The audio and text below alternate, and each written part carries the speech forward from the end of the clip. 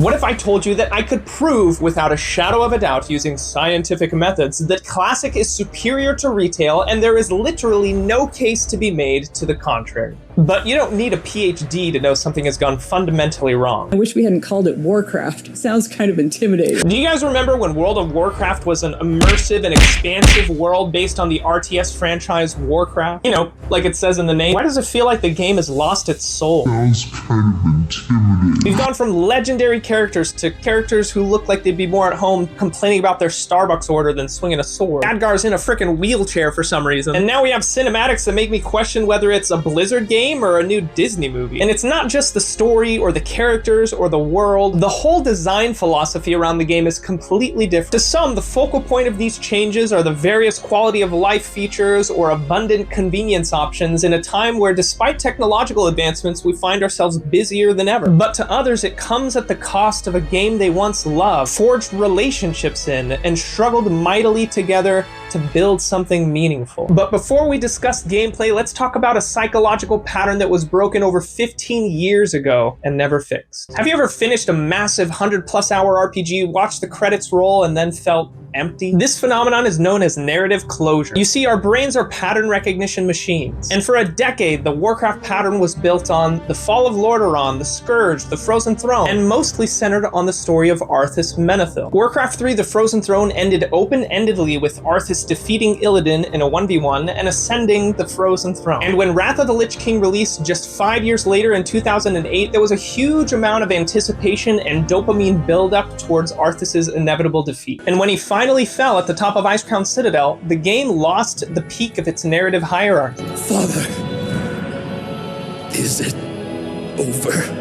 No, my son. First, they have to bring you back and humiliate you as a blue wisp in Shadowlands, then it will be over. When that hierarchy collapsed, the narrative loop was closed and the pattern complete. As a result, the brain sort of feels unemployed, and everything that followed from Cataclysm, the Kung Fu Panda expansion, which I'll come back to in a moment, the Jailer, the Primalists, etc., it all just feels like tacked on DLC that isn't part of that core Warcraft pattern. And this hierarchical flattening wasn't just in the plot. To me and many others, Mists of Pandaria signaled the beginning of a progressive emasculation of the World of Warcraft brand. It's not that Kung Fu Pandas aren't cool, they're essentially a nod to the old Kung Fu movies that I happen to grow up with. And while the actual gameplay experience during the Panda expansion was praiseworthy, the writing was on the wall for a general tonal shift from classic characters like Thrall, Arthas, Illidan, to modern characters like Moira, Illyria, Faerun, Xal'atath in the current expansion cycle. Classic Blizzard had mythological archetypes, the tragic prince, the Promethean anti-hero, the vengeful queen, the honorable orc. They were larger-than-life mythological characters struggling against fate and cosmic forces that functioned as aspirational fantasy. Arthas versus Frostmourne, Illidan and the Blood Elves versus Kil'jaeden and the Burning Legion. Modern WoW characters have been humanized to a fault. They swapped the struggle against fate with Anduin struggling to get its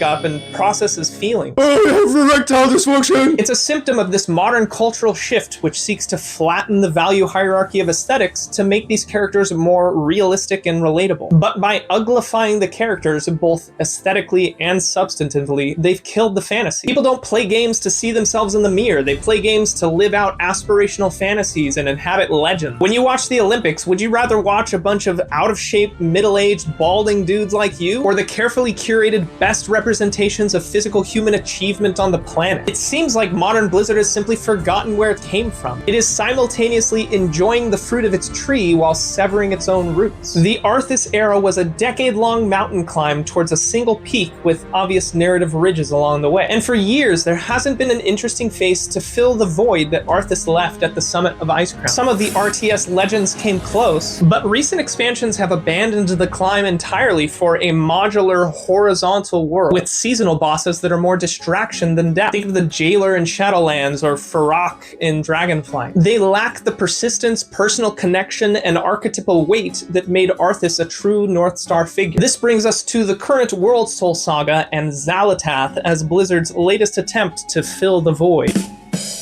They've even added quests in classic Season of Discovery and lore walking missions in later retail patches to weave her deeper into the game's past, to try to fix the lack of depth that the Jailer or Farak had, because she can't rely on that foundational Warcraft source material. The story with Arthas felt organic because we were there on his first steps towards madness, and defeating him was the cathartic ending to the tragedy that we started in the Culling of Strathal. For the first 3 years of her existence, Xal'atath's only persistence was being a snarky sentient dagger in a priest's backpack during her Naifu era. Now she effectively functions as a kind of narrative parasite, injected into the lore to retroactively weave disparate threads like the Old Gods, the Void, or the Black Blade together into a singular tapestry. In an era where Blizzard finds itself devoid of the RTS icons, she is a desperate attempt to manufacture a new summit out of those fragments. Do you think our brains can accept this new pattern as authentic, or will it simply feel like a sophisticated retcon into a world that has already finished its story? Next, and probably more importantly, Blizzard wasn't satisfied with the death of the narrative, so they killed the world that hosted it. But to understand why that matters, you have to understand a fundamental quirk of human psychology. You see, back in 1959, researchers discovered a concept known as effort justification. Essentially, the positive correlation between the difficulty of initiation into a group and how much you end up loving being a part of that group. Fast forward to 2012, and we have the IKEA Effect, where participants were found to value furniture more when they had to put it together themselves. Two separate studies, 50 years apart, same principle. Our perception of value in something increases with the amount of effort required to attain it. In classic WoW, seeing a level 60 stroll through Orgrimmar with Sulfuras or Thunder Fury was a testament to weeks, months, even years of dedication towards that character. They were the ones who successfully summited Mount Everest while I was at base camp stuck tying my shoes. When I first started playing WoW back in 2005, several months into the release of Vanilla, I had a friend who blew my mind when he showed me his brother's max level warrior. I was probably like level 10, and at that point I couldn't even imagine what it would be like to hit 60. It wasn't just acquiring endgame loot. Every milestone hit different. Hitting level 40 and getting your mount, or finishing your first RFC or Deadmines with your little nooblet friends. These felt like major accomplishments, but little by little, Blizzard began to optimize away the friction, devaluing the game in the process. In Classic, the world didn't hold your hand. You read quest text, you got lost, you asked in chat, you wandered around and got murdered by a group of Murlocs. It forced you to engage with the world, but then Blizzard added quest markers, robbing you of that valuable friction of getting lost and having to explore. In retail, they treat the world not like a living place to be explored, but like a checklist. And when navigation becomes automatic, exploration becomes optional. But navigation was only part of the shift. Another part was progression. In Classic, your first mount wasn't convenient. In fact, at first, it was a financial crisis. Even once you finally hit 40, a lot of people still had to farm, sell linen, or ask their guildmates. But when you finally got it, you felt like you were taller, like you accomplished something huge. And then the level requirement dropped, first to 30, then 20, and the gold cost along with. When that effort disappeared, it felt like the equivalent of a digital participation trophy. But the biggest loss wasn't quest markers or mounts, it was danger. If you pulled more than a couple mobs, you were banished to the spirit realm. Part of the fun of the game was the puzzle of trying to work through an area and not pull too much aggro, like that frickin' Skull Rock cave next to Orgrimmar where you have to get the lieutenant's insignia. Better yet, the friction of knowing that Stitches was out there patrolling the road in Duskwood, or the son of Arugal in Silverpine that would delete your level 15 character if you weren't paying attention. In retail, you're playing the game on peaceful mode, you land somewhere, AoE a pack of 6 dudes while watching Netflix, hop on your rocket-powered dragon, and off to the next glowing quest marker. Speaking of flying mounts, they came out in the Burning Crusade, but you had to wait until 70 to use them, and only in Outland, so you were still forced to explore and experience the world. It wasn't until Cataclysm that the death of the world was codified, turning it into a skippable flight simulator, and this design philosophy reached its final hyper-optimized form in Dragonflight. In Classic, the environment asserted its authority and dominance over you. If you tried to enter Ungoro Crater before you were ready, a big-ass dinosaur or a gorilla would stroll over and bitch-slap you back to Gadget's hand. Even the boring aspects of Classic, like the flight paths, were actually valuable from the perspective of neuroscience. When you were stuck on a wyvern or griffin flying over a high-level region like Burning Steppes or Searing Gorge, it created immense anticipation and gave you a sense of scale. I remember many a time when flying over an area as a hunter and thinking, oh, I want to tame whatever the hell that is. Neuroscience tells us that the brain actually needs these moments of boring intervals or low stimulus to consolidate memories through awake replay. In retail, skywriting is so fast that the world just becomes a low-resolution blur beneath your mount. And level scaling eliminates the anticipation of scaling that mountain. I imagine this will be controversial, but in my opinion, another unfortunate consequence of this design philosophy was the death of large-scale, spontaneous, player-driven conflict. There are really no more Stranglethorn Vale-style wars where a single gank spiraled into a 3-hour faction war that defined your entire night. Why continue to engage in world PvP or contested zones when you can just fly 500 feet into the air and disappear into the sunset? Blizzard traded the chaotic living heart of a community for the efficiency of a solo experience. I'll talk more about that solo experience in a bit, but by solving every inconvenience, Blizzard flattened the geographical hierarchy and removed many of the reasons people cared. There's a great quote by Soren Johnson, the lead designer of Civilization 4. He said, quote, "Given the opportunity, players will optimize the fun out of a game." And Blizzard gave us every opportunity. By making skywriting the most efficient choice, they ensured that most players would never experience the friction of the terrain. One of the very things that made Classic's world feel alive. Systems that optimize for efficiency often destroy the psychological mechanisms that generate meaning. For me, Classic is that IKEA table that you love because you put it together with your friends despite unclear instructions and a few missing screws. And retail is a pre-assembled plastic desk delivered to your doorstep. Is it functional? Sure, but you don't care if it breaks because you can conveniently and quickly order a new one. When you remove the friction, you remove the game's soul. Once Blizzard finished killing off the story and the world, they moved on to the final target: identity and the social hierarchy. In Classic, class identity was a rigid vertical structure. They were not all created with equal utility, but they were essential to the climb. If you were a mage, you weren't just DPS numbers, you were the god of bread and portal. And if you were a warlock, you were the only reason that 40 people didn't have to run for an hour to a raid entrance. And because each class had distinct strengths and crippling weaknesses, you were forced into a state of social interdependence. This created a strong sense of identity and a massive amount of character investment. You weren't just playing a character, you were inhabiting a role in a social ecosystem. But in a world of anonymity and looking for group, that identity is disposable. You're just a nameless gear score in a cross-realm menu. And because you can teleport into a dungeon with 4 players you'll never see again, your behavior has 0 consequence. In Classic, if you were a ninja looter or a great tank and leader, people remembered, and therefore your reputation had weight. Retail replaces this social glue with convenience. There are many classes now that can essentially fill any role, and there's no reason to talk to anybody because there are so many systems that allow you to play the game by yourself. To me, it's the difference between a potluck dinner with friends and a vending machine. The vending machine is faster, it's more convenient, you don't have to talk to anyone, but when was the last time you made a lifelong memory at a vending machine? Not to take a shot at Japan, because I've been to Japan, I love Japan, but consider how many people are socially isolated. The government has officially identified nearly 1.5 million hikikomori, or extreme social recluses. This topic is obviously more complex than I can cover in this video, but one interesting point is the paradox of convenience. Japan's infrastructure is so convenient that you can live for years without a single face-to-face interaction until you finally die and fulfill your dream of being isekai'd as a literal vending machine. Retail is essentially a hikikomori simulator. Everything is designed to make it easier to play the game without ever having to interact with another player. First it was looking for group, and then it was story mode raids, solo dungeons, delves, and now housing. The reason you think Classic is better than Retail is not because you're nostalgic for 2004 graphics or 40-man raid lag. It's because your brain is starving for verticality. You want a story with a North Star, enriched with mythological characters that were relatable in their flaws but remained fundamentally aspirational. A world imbued with friction and meaningful progression where discovery was a reward for effortful exploration as opposed to flying towards a spot on your minimap. And a community where your identity carries weight. You want Mount Fuji, Retail hands you a flight simulator. It's smoother, faster, more accessible, but you know you didn't earn the view from the top. Classic didn't feel better because it was harder. It felt better because it mattered. And meaning does not emerge from convenience. It is a byproduct of the climb.